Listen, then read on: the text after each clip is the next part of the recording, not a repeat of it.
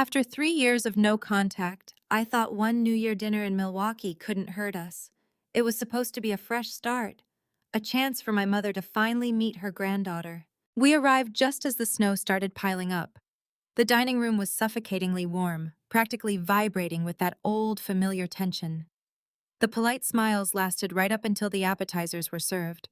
My mother, whose sharp eyes hadn't softened one bit over the years, leaned across the porcelain plates. She turned her gaze to my husband, her voice dropping into that condescending register I knew too well. A firefighter? So you risk your life every day for a paycheck that barely keeps the lights on? The clinking of silverware stopped. The entire table froze in dead silence. Even the soft crackle of the fireplace suddenly felt deafening. I felt my face flush with hot, immediate anger, but before I could snap back, I felt his hand on my knee under the table. My husband didn't flinch. He didn't raise his voice or defend his honor. He simply placed his knife and fork down, interlaced his fingers, and looked her dead in the eye with a calm that bordered on terrifying. I didn't know it then, but she had no idea who she was dealing with. Just 2 days later, what he brought home silenced my entire family for good. If you've ever had to protect someone you love from your own family, subscribe to the channel because you need to hear this. The call came a few nights before New Year's, while Adam was still on shift and Maisie was asleep upstairs. I stared at the glowing screen of my phone on the kitchen counter. The caller ID displayed a name I hadn't seen in 36 months, Barbara. My thumb hovered over the red reject button, my chest tightening with a familiar, suffocating anxiety. But some inexplicable instinct made me swipe green and lift the device to my ear. "Dawn," she said, her tone dripping with a soft, practiced sweetness that immediately put me on guard.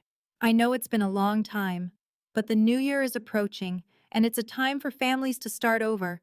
Let's put the past behind us. We want you, Adam, and your little girl to come to Milwaukee for dinner." I didn't answer immediately. My mind involuntarily dragged me back to the exact reason we had cut contact in the first place. 3 years ago, she had made it brutally clear that Adam was the wrong choice. To her, being a firefighter and paramedic wasn't a noble calling. It was a reckless, dangerous path that lacked the financial stability she prized above all else. She had spent months aggressively pushing me toward Nolan Reed, a corporate executive with an impeccable pedigree and a bank account matching her lofty standards. She wanted a son-in-law she could brag about at country club luncheons, not one who pulled people out of burning cars. And my father, Howard? He never once raised his voice or directly told me what to do. Instead, he employed his weapon of choice, absolute silence. He stood quietly in the background, offering no support, entirely content to let his wife dictate the terms of my existence. But I wasn't a naive teenager anymore. I was a grown woman, a wife, and a mother, successfully building a life on my own terms.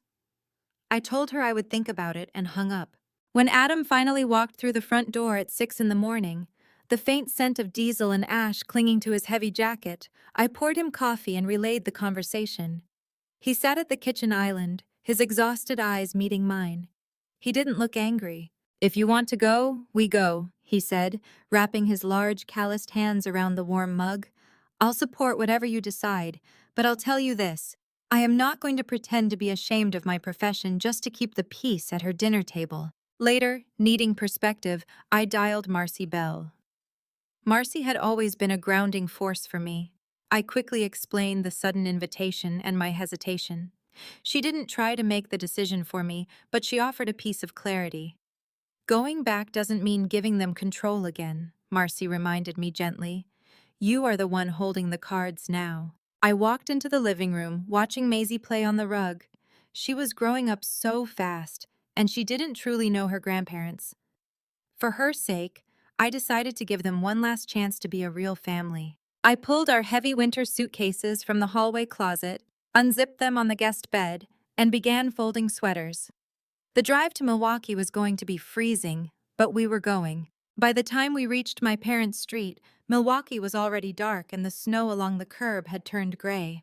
The imposing 3-story brick house looked exactly as I remembered, projecting an impenetrable image of picture-perfect suburban success. A warm porch light illuminated a thick, frosted pine wreath still proudly hanging on the massive front door. Glancing through the large bay window, I could clearly see the expansive dining room. The long mahogany table was meticulously set with sparkling crystal glasses, polished silver cutlery, and crisp linen napkins. The rich, savory aroma of a roasted holiday meal seeped through the heavy wooden frame just as the door swung open. Barbara stood in the entryway, wearing a pristine cashmere sweater.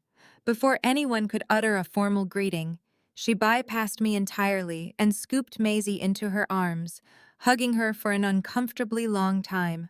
She cooed in a high-pitched, melodic voice, playing the role of the flawless, doting grandmother with theatrical precision. My father, Howard, hovered in the background. He finally stepped forward, his posture stiff, and extended a hand toward my husband. They shook hands politely but awkwardly, exchanging brief, generic pleasantries about the terrible driving conditions. Adam remained completely unfazed by the chilly reception. He simply nodded, brushing the melting snow off his broad shoulders, and quietly carried our heavy bags into the foyer. He didn't try to force conversation or overcompensate to impress them. He was simply his usual grounded self. Leaving them behind in the busy hallway, I wandered cautiously toward the formal dining room to set down my purse. That was exactly when I saw it. Resting elegantly against a tall crystal water goblet, right next to the specific seat designated for me, was a perfectly calligraphed name card. It read, Nolan Reed. My stomach plummeted. The sudden realization hit me like a physical blow. This wasn't a genuine attempt at family reconciliation, it was a carefully orchestrated ambush. Before I could react, a hand grabbed my elbow. It was Tessa, my younger sister. Her eyes darted nervously toward the hallway before she quickly pulled me into the cramped laundry room adjacent to the kitchen. "I'm sorry I didn't warn you," Tessa whispered, her voice trembling slightly. "She invited him weeks ago. She's been telling her friends that you made a mistake, that you could have had a safer life." Tessa looked down at the floor, her shoulders slumped in defeat. I knew she wouldn't stand up for me at the table. Even now, she was entirely paralyzed by her lingering fear of our mother's wrath. The sharp chime of the doorbell echoed through the house, cutting our secret conversation short. I stepped out of the laundry room just in time to see the front door open again. Nolan stepped into the bright foyer, brushing snowflakes from the collar of an impeccably tailored, expensive overcoat. He exuded an effortless, wealthy confidence, smiling easily as he handed Barbara a bottle of expensive wine. He didn't act hostile or overly villainous. He was simply a man entirely secure in his privileged world, completely oblivious, or perhaps indifferent, to the boundaries he was crossing. Barbara immediately began directing traffic, her hands fluttering excitedly as she tried to maneuver Nolan so he would stand directly beside me. Adam watched the subtle choreography unfold. Without a single word of protest, he calmly walked past Nolan, pulled out a heavy wooden chair, and gently lifted Maisie into the seat beside him. "All right, everyone," Barbara announced to the room, her voice ringing out with artificial, triumphant cheer. "Dinner is served. Please take your seats." Dinner started politely, which made every small insult easier for my mother to hide. Platters of perfectly carved prime rib, creamy mashed potatoes dripping with butter, and garlic-tossed green beans were passed around the mahogany table. Maisie was thrilled with her tall flute of bubbly, sparkling cider, feeling like a sophisticated grown-up sitting among the adults. Between bites of rich food, Barbara directed all her glittering attention toward Nolan. She showered him with excessive compliments, loudly discussing his recent corporate promotion at the firm, the impressive architecture of his sprawling new house, and his upcoming luxurious ski vacation in Aspen. She kept repeatedly emphasizing his unmatched ability to secure a prosperous future, frequently throwing pointed, meaningful glances directly in my direction. Then, having sufficiently elevated her preferred guest, she turned her predatory focus to Adam. She adopted a sickeningly sweet tone of faux concern. She probed into his demanding schedule, prying into exactly how many grueling hours he was forced to work.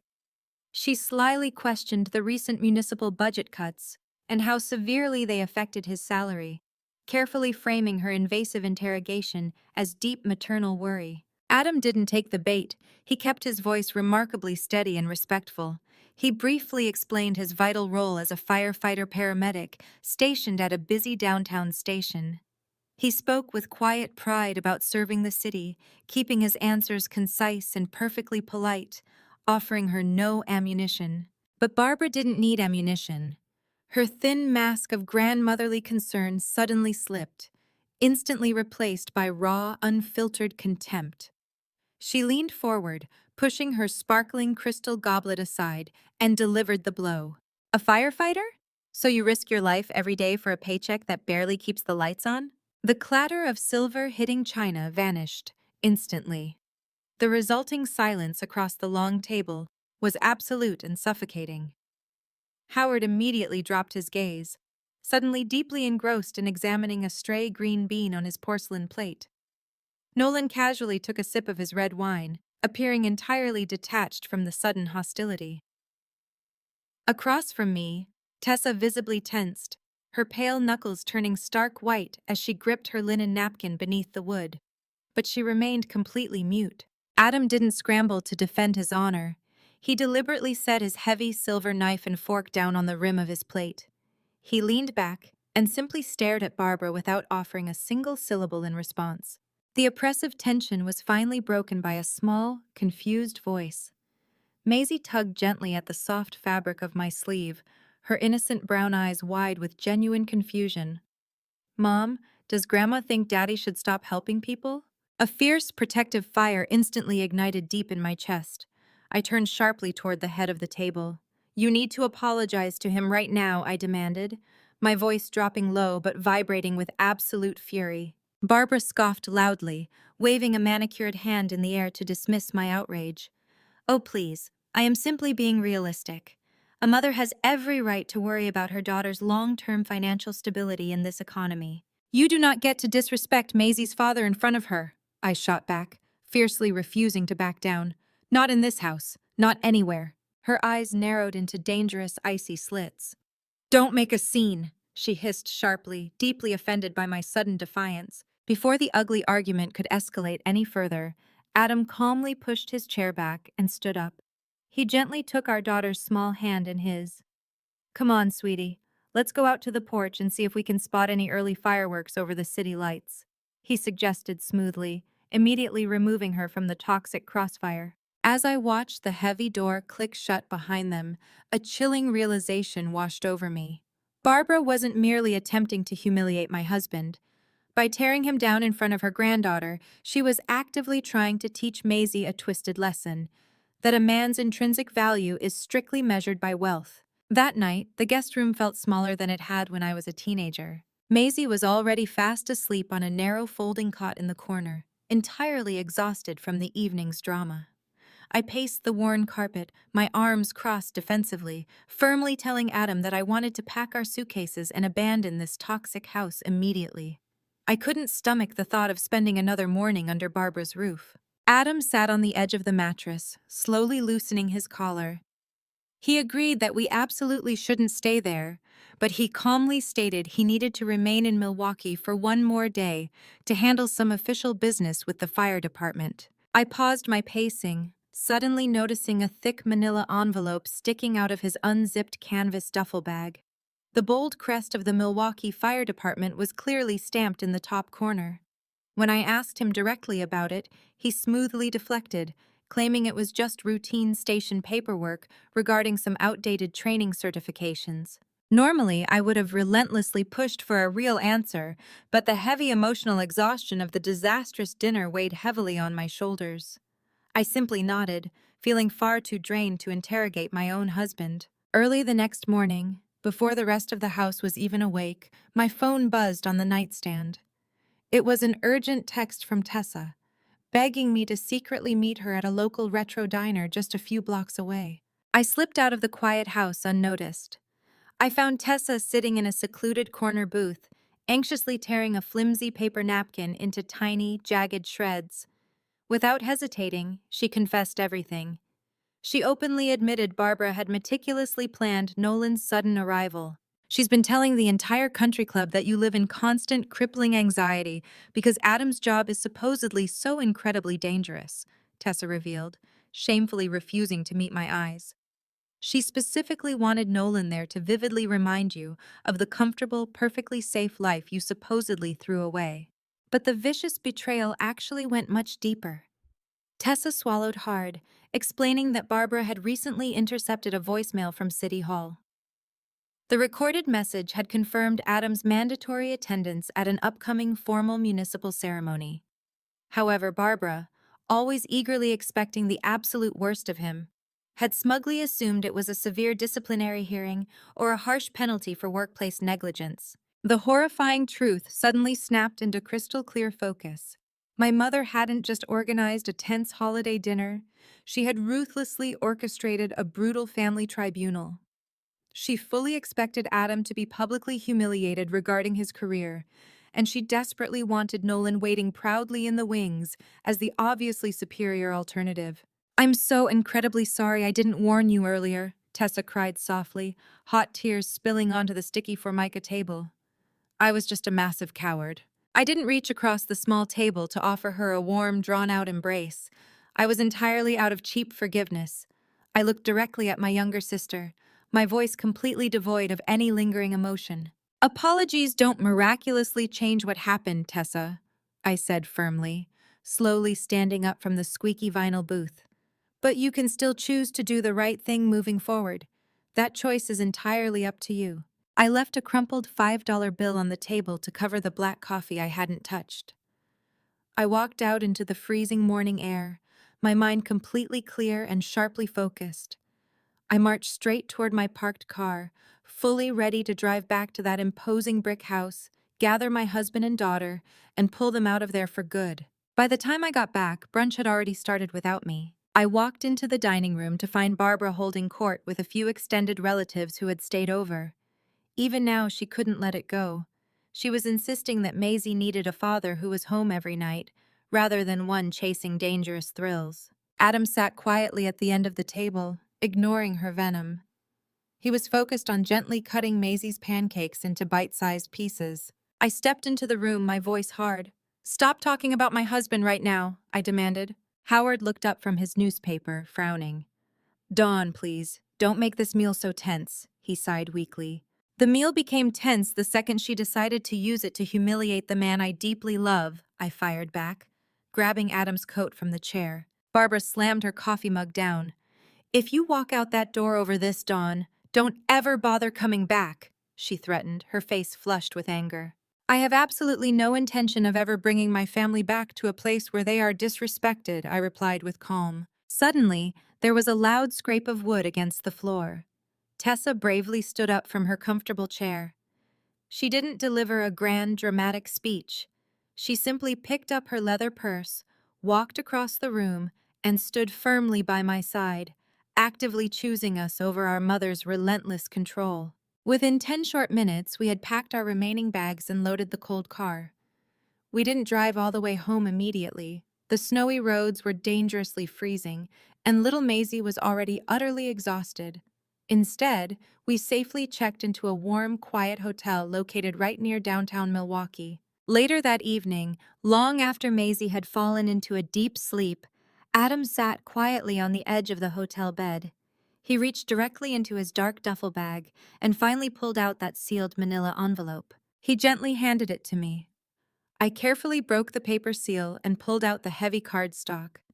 It was an official, beautifully embossed letter, originating straight from the mayor's office, cordially inviting Adam to a highly formal municipal ceremony to officially receive the prestigious Medal of Valor. The detailed text described exactly how he had courageously rescued Elena Torres and her terrified young son from a horrific, blazing apartment fire during a brutal winter storm last month. I stared blankly at the shiny golden seal, feeling completely stunned. "Why didn't you show her this?" I quietly asked, my voice trembling slightly. "It would have shut her up instantly." Adam gently took the crisp letter back. "Because saving innocent lives isn't a convenient prop," he said softly. "I don't do my difficult job just to desperately win your mother's shallow approval, Dawn." I certainly wasn't going to use Elena Torres and her little boy as a weapon to win some petty argument at a dinner table. In that remarkably quiet hotel room, I looked proudly at the incredible man I married. I finally understood that his steady silence during her brutal attacks wasn't a tragic sign of cowardly weakness. It was a profound display of absolute, unbreakable dignity. Walking away from my incredibly toxic family was definitely the hardest thing I ever had to do, but it successfully taught me a truly vital lesson. You simply cannot force unhealthy people to naturally respect your personal boundaries, but you absolutely possess the undeniable power to fiercely enforce them. True inner strength isn't found in angrily shouting down those who constantly belittle you. It is firmly found in knowing your own undeniable worth, bravely protecting those you deeply love, and having the quiet courage to finally walk out the front door. 2 days after my mother mocked my husband, we walked into Milwaukee City Hall with Maisie between us. The grand auditorium was packed with uniformed firefighters standing shoulder to shoulder in their crisp dress blues, their proud families, local reporters clutching cameras, and dozens of invited citizens filling the oak benches. As we found our reserved seats near the front, I glanced over my shoulder and spotted a familiar group lingering near the heavy wooden doors in the back. Barbara, Howard, Tessa, and Nolan were standing together. Earlier that morning, Tessa had secretly sent them the official event details. She had deliberately ignored our mother's strict instructions regarding family loyalty. She wanted Barbara to finally witness the undeniable truth with her own eyes. My mother had clearly shown up out of morbid curiosity, likely expecting a public reprimand or some humiliating administrative spectacle that would prove her right. The low murmur of the crowd died down as Councilwoman Janet Mills approached the podium. She offered a brief, respectful opening address, formally welcoming the gathered crowd and speaking briefly about civic duty before introducing the next distinguished speaker. Captain Samuel Ortega, a solidly built man with graying temples, stepped up to the microphone. He didn't use flowery, exaggerated language. He spoke about Adam with a grounded, practical respect. He stated plainly that Adam never actively sought the spotlight. He was simply the steady guy who always walked into the burning building when everyone else was desperately running out. Captain Ortega then recounted the horrifying details of the winter apartment fire, giving just enough context without being overly gruesome. He described the suffocatingly thick black smoke that had blinded the rescue teams, the completely unusable interior stairwell engulfed in flames, and how Elena Torres and her young son had been hopelessly trapped on the fourth floor. Elena Torres herself then slowly approached the stage. She leaned into the microphone, her hands nervously gripping the wooden podium. She looked directly at Adam, her dark eyes shining with profound gratitude. Her voice cracked slightly as she told the silent room that her little boy was only alive today because Adam had deliberately gone back into the inferno when absolutely everyone else thought there was zero time left. Sitting beside me, Maisie listened intently. She reached over and tightly gripped my hand, sensing the heavy emotion filling the vast room. Councilwoman Mills returned to present the award. Adam walked onto the stage, his posture straight, and formally accepted the prestigious Medal of Valor as the flashbulbs illuminated the hall. He stepped up to the microphone. The room was pin-drop quiet. Adam looked out over the sea of faces, his gaze briefly passing over the back row before settling on Maisie and me. "Nobody takes this job because it makes them rich," he said, his voice echoing clearly. "We take it because when someone calls, somebody has to come." The entire auditorium instantly erupted into a thunderous, emotional standing ovation. Uniformed men and women leapt to their feet, clapping furiously. It was a powerful wave of genuine, earned respect that money could never possibly buy. Over the overwhelming roar of the crowd, Maisie pointed her small finger toward the stage and announced proudly, her bright voice carrying perfectly, "That's my dad." I slowly turned around in my seat to look at the back of the crowded room. Barbara was completely speechless. Her mouth hung slightly open, her carefully constructed worldview entirely shattered in a matter of minutes. Next to her, Nolan was already quietly slipping out the heavy doors, hurriedly leaving the ceremony early. He clearly had absolutely no desire to be associated with the woman who had foolishly insulted a decorated city hero. After the formal ceremony concluded, people crowded around Adam to shake his hand. As the crowd eventually thinned, Barbara slowly approached us, looking unusually small and profoundly uncomfortable in her expensive cashmere. She tentatively stopped directly in front of Adam, completely unable to meet his incredibly steady gaze. "I didn't know," she stammered weakly, her voice barely a whisper. Adam just looked at her, his expression utterly devoid of any anger, holding only a quiet, impenetrable calm. "You didn't ask," he replied simply. I looked at Barbara standing there, completely stripped of her arrogant superiority, and I finally understood that there was absolutely nothing left to explain to her. The entire city had spoken for him, and we were truly, finally done. The consequences didn't arrive like thunder, they came quietly, one phone call at a time. The local Milwaukee news stations extensively covered Adam officially receiving the prestigious Medal of Valor. Naturally, several wealthy, prominent people within Barbara's tightly knit, elite social circle saw the live evening television broadcast. They quickly connected the incredibly obvious dots, realizing my mother had actively insulted the heroic, decorated firefighter she was supposed to be proudly calling her son-in-law. The resulting social fallout was swift and intensely realistic. Barbara had been actively organizing a high-profile, glamorous fundraising gala dedicated to supporting local first responders. Just days after the ceremony, the board's planning committee politely but firmly asked her to permanently step down from her coordinating role.